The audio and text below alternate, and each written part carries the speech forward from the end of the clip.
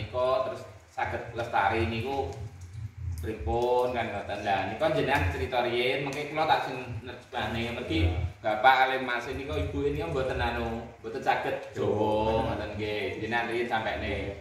Ngoten nggih, kados lakon kula mulai riyen orang nglakoni jrengki serai dewen kemarin isine gotong royong. Aja ngantek Pak pineneh dulur. Lho ngoten niku. Dadine totore nglakoni sing kejujur ing tenan sing kula lakoni niku. Aja ngantek beda sepadha marang sepadha. Niku sing nglakon kula ngoten niku. Kadang niku ngerti lungguhe urip pripun. Nah, lungguhe urip niku sabar, terokal, trimo. Aja ngantek nglakoni jengki serai dan kemen gak kena.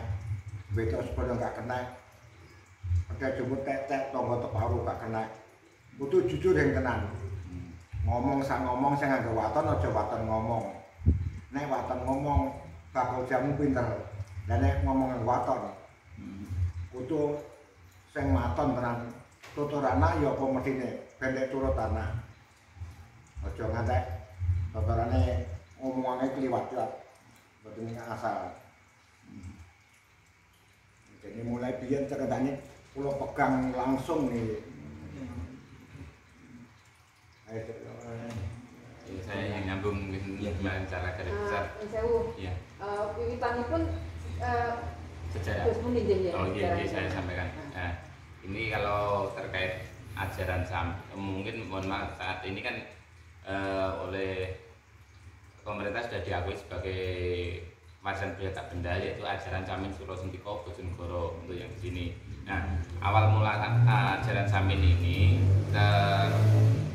pertama oleh beliaunya Raden Kohar. Raden Kohar adalah putra Raden Sulejoyo dari Tulungagung, dan Raden Kohar ini bergerak melawan pemerintahan Belanda dengan strategi tanpa kekerasan dan tetap memegang kejujuran. Nah, salah satu bentuk perlawanannya yaitu tidak membayar pajak, tidak mau sekolah, kemudian diperintah sesuai apa yang dikatakan kolonial Belanda, karena prinsipnya tidak mau diberi dan tidak mau memberi. Itu prinsipnya.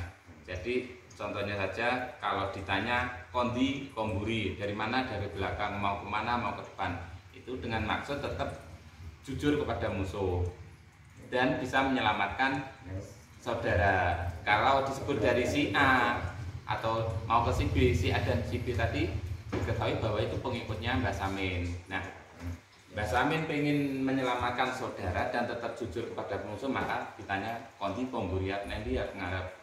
Dan kalau ditanya anakmu piro, loro, anaknya berapa, 2, laki-laki dan perempuan. Kalau nama pengarang itu kan yang memberi tambahan orang tua. Jadi itu sebagai alasan bagaimana menyelamatkan saudara bisa melawan musuh tanpa kekerasan. Tidak mau sekolah pada saat itu karena pendidikan oleh kolonial Belanda, milik pemerintahan Belanda. Menurut Mbah Samin kan seperti itu, makanya tidak mau sekolah, tidak mau berpajak. Nah, dengan cara itu ternyata Belanda merasa kewalahan kan, gitu. Kalau diperintah misalkan suruh bersihkan rumah gitu, kan perintahnya semua bersihkan rumah, isinya itu ya dikeluarkan semua, dibersihkan. Itu dengan maksud tetap melakukan apa yang diperintah, tapi membuat jengkel dan biar dianggap orang gila seperti itu. Misalnya suruh dangir jagung ya dicangkuli jagungnya, itu memang benar, tapi pada saat pemerintahan Belanda. Nah, sebelum beliau meninggal itu sudah ada pesan ke anak cucunya, yen wis tukule Kanjeng Jawa, tinggi Jawa, tunggu rakyat, manggon buri manut tumpake banyu. Nah, pesan itu yaitu kalau sudah ada pemimpin orang Jawa yang dipimpin orang Jawa, berarti kan sudah merdeka. Manggon buri manut tumpake banyu, di belakang pemerintahan mengikuti peraturan yang berlaku. Iya, iya. Bentar, ini sebentar. Orang gila akhirnya kan dipulangkan, tidak dikerjakan lagi. Tujuannya seperti itu, tidak mau sekolah. Tadi pesannya yaitu tukule Kanjeng Jawa, tinggi Jawa, tunggu rakyat, manggon buri manut tumpake banyu. Jadi kalau sudah ada pemimpin orang Jawa yang dipimpin orang Jawa, berarti kan sudah merdeka. Manggon buri manut tumpake banyu, berada di belakang pemerintahan mengikuti peraturan yang berlaku. Itu sudah dipesan oleh Mbah Buyut itu. Maka kalau memang penerusnya Samin atau yang punya pakem itu bisa apa ya, memahami lah maknanya seperti apa, itu sudah jelas. Makanya akhirnya sekarang ada muncul Nyamin dan Samin kan gitu. Kalau Samin berarti beliaunya memang paham sejarah Samin, pakemnya Samin tahu. Kalau Nyamin hanya ikut-ikutan melakukan sifat-sifat perilaku Mbah Samin saat pemerintahan Belanda. Misalkan kan seringkali saya mendengar di luar itu kalau ada guyonan agak nyeleneh, oh Nyamin lah. Itu pun saya sendiri saat dengar itu tidak merasa sakit hati atau tersenyum, enggak. Justru saya hanya tersenyum, soalnya apa? Karena beliaunya melakukan hal-hal yang dilakukan Mbah Samin saat pemerintahan Belanda tetap dilakukan saat ini. Maka Samin dan Nyamin itu beda kan gitu, seperti itu. Karena konteks zamannya mungkin. Iya. Nah, kalau Samin itu tahu kapan dilakukan dan kapan harus tidak dilakukan kan seperti itu. Nah, seperti saat ini kan anak cucu Samin sudah sekolah, itu dengan bukti dulu saya lanjutkan dari Mbah Suro. Beliaunya meninggal tahun tahun 7 beliaunya ditangkap oleh kolonial Belanda. Tahun berapa meninggalnya? 1907 itu ditangkap oleh kolonial Belanda. Beliau dibuang ke laut, Ya. yang membuang sampai rumah beliau sudah di rumah. Terus kemudian ditembak di halaman Dorositen, ditembak itu yang kesakitan bukan Mbah Suro, tapi yang kesakitan istrinya Dorositen, Belanda, kolonial Belanda. Dorositen di sejarah seperti itu, Mbah Tung kalau cerita itu Dorositen. Kalau sekarang apa ya, kayak bupati atau camat gitu. ya. Jadi yang sakit itu istrinya bupati. Iya, Dorositen. Kemudian dipanggil ke rumah, dikasih racun 1 gelas. Ya.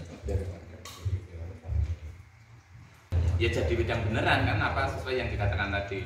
Nah, sejak itulah Mbah Samin nyebut, Mbah Suro Sutiko ini nyebut, lah yo podo Jawane jak ngumpul negaranya gak gelem. Nah, podo Jawane itu kan bahasa Jawanya kan sami-sami. Nah, oleh kolonial Belanda akhirnya disebut pergerakan Samin tadi. Jadi Samin itu intinya sami-sami, sama-sama orang Jawanya untuk mempertahankan tanah Jawa ini. Nah, kemudian setelah beliau dibuang ke Ndigul, dipindah lagi ke Sawalunto sampai meninggal di sana, diteruskan ke generasi keduanya Mbah Surokidin. Surokidin fotonya ada. Mbah Surokidin meninggal tahun 42, kemudian diteruskan ke Mbah Surakarta Kamidin. Itu bapaknya Mbah Surokati yang generasi ketiga. Mbah Surokidin tadi anak mantu dari Mbah Suro Sentiko. Kemudian setelah Mbah Surokidin punya anak 8, ternyata dari 8 anak ini tidak mampu memimpin, meneruskan, akhirnya punya murid dari kecil, anak angkat itu yang meneruskan Mbah Surakarta Kamidin ini, anak angkat dari Mbah Surokidin. Kemudian yang setelah Mbah Surakarta Kamidin meninggal tahun 86, diteruskan ke Mbah Jokardi ini. Nah, meskipun cara proklamasi itu merdeka tahun 45, tapi masyarakat Samin ini masih dibenci oleh pamong-pamong desa. Karena apa? Mungkin dibenci itu dulu apa sampai saat ini? Saat itu. Oh, saat nah, itu, ya, saat itu dibenci karena apa? Tidak membayar pajak dan lain-lain. Dan kami, maksudnya keluarga Samin ini tidak heran. Mungkin saat itu sisa-sisa doktrin pemerintahan Belanda untuk mengucilkan Samin. Nah, tahun 1963 beliau Mbah Surakarta Kamidin datang ke Jakarta menemui Pak Karno, membuktikan apakah benar-benar sudah merdeka kan gitu. Akhirnya diberitahu sudah merdeka beneran, pulang memberitahu anak cucu untuk mau membayar pajak dan sekolah. Di tahun 1967 mendatangkan guru dari luar daerah untuk mengajari anak cucu Samin di rumah-rumah, belum ada sekolah. Terus tahun 1970 warga sini iuran membeli tanah yang tadi diberikan ada SDN Natungmulyo 2, itu tanah hasil iuran warga 3 dusun, 4 dusun, Jepang, Kaligede, Tepus, Batang itu. Nah, setelah itu kan bukti bahwa setelah mendengar memang sudah merdeka, mengikuti apa yang dipesan yang disebut oleh Kanjeng Tinggi Jogja tadi, akhirnya mau sekolah. Nah, meskipun tidak sekolah dulu, Mbah Jokardi atau bapak ini, beliau bisa membuat gamelan sendiri, belok, selindru lengkap. Otodidak ya. Membuat sumur juga bisa, mencari mata air bisa dengan sendirinya tanpa setelah di bangku sekolah maksudnya. Ya. Kemudian untuk kebutuhan peralatan rumah tangga, beliau juga pandai besi, lekang kayu juga bisa kan seperti itu. Sekolah zaman kiambak niku. Dulu yo bayar kiambak, ngajak bayar kiambak. Ya. Ini tahun 37. Nggih. Tak itu tahun 70 ampun tak zaman sekolah 6 lokal. 6 kelas. Rakyat Jaya Gotong Royong. Itu dari sejarahnya. Terus kalau saat ini, sebenarnya kalau di Samin sendiri kan tadi sudah disampaikan bahwa ajaran Samin itu ajaran mungkin perilaku hidup, ajaran urip untuk keseharian, laku jujur, sabar, trokal, trimo, ora dengki srai dalan kemeren bae pinek barang elian, ora bidus bodho pananing urip kabeh dulure, kemudian ojo waton ngomong sing waton, yang akhir mungkin rasa rumangsa tadi. Nah, mungkin dari 5 atau berapa tadi bahwa itu ajaran dasar semua agama pasti ada ajaran itu kan gitu. Makanya kemarin saat sidang BPTB kebetulan saya yang ikut mewakili keluarga, saya sampaikan bahwa seandainya bangsa Indonesia ini rakyatnya bisa